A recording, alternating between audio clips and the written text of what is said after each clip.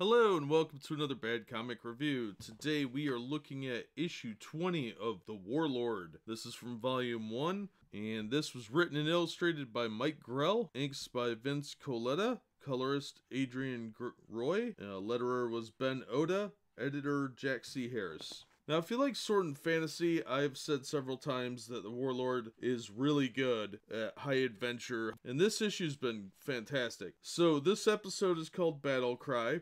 And in this issue, we have Deimos luring the Warlord and his friends to their demise. They've been building to this for a little while. Now, he's got Joshua, and he takes a small skin sample from Joshua, puts it on a little tray, and then creates a clone of him using ancient Atlantean technology. And he says, "Don't ask me how this works, I just know it does." And he has a second baby now. Then Travis Morgan, the Warlord, and his friends are trying to travel to where Deimos is, at the edge of Skartaris, right where the portal back to Earth is. Now, they've changed the location of Skartaris several times over the years. Currently, it's considered part of the multiverse, and it's actually a separate dimension. But in the timeline of this original series, it was considered part of the Hollow Earth, so it was actually part of Earth. I think they changed it later in the series, but here, where the sun is starting to get darker because they're closer to the edge of the planet where it goes out to the Arctic. So that's actually why it's getting darker, and Tara has never seen the dark before. So she's actually a little concerned by that. Well, they make their way toward this tower on the edge of the world, and an earthquake strikes them, then a rock fall which kills a lot of their soldiers. Then a bunch of these bat creatures fly in and attack, killing a lot more of their soldiers, so it's just the four of them.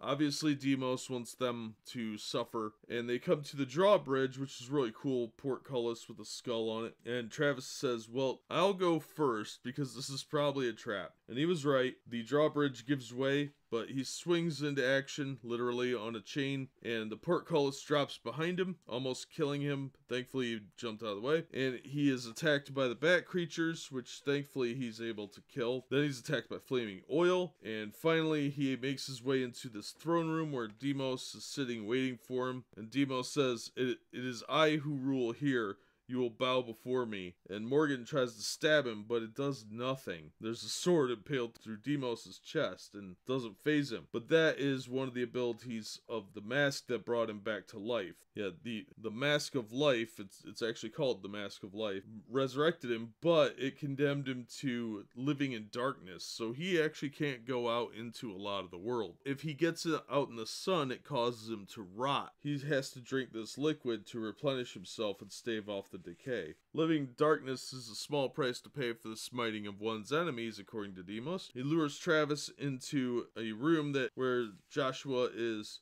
held on this machine, and then Deimos activates it and grows Joshua into a full-grown adult. Travis doesn't know this is a clone of his son, though. He says he's gonna kill Deimos, and Deimos says, "Well, here's my champion. If you wish to survive, you'll have to harm him. Either way, you're going to be destroyed." So it looks pretty awesome, and I'm excited to read the next issue where there's actually a bit more combat, but this was a great issue. It really builds up to the fight between clone Joshua and the Warlord, who doesn't know that it's a clone. Pretty dynamic issue, a lot going on, high technology and fantasy coming together. I really like that genre for some reason, so I like this issue. I thought it was good. I'm going to recommend it. This series has consistently been pretty solid, and I wish they would reprint these. I say that all the time, I'm sorry, but I really wish they would reprint them. These are better than a lot of the books on the stands now, and I would actually pay $3 or $4 for a series this good to come out now. So if you're looking for some good action adventure, this is a good one. This is a great multi-part adventure. I highly recommend it. So, having said that, that'll do it for this one. As always, thank you so much for listening and supporting the channel. Be sure to hit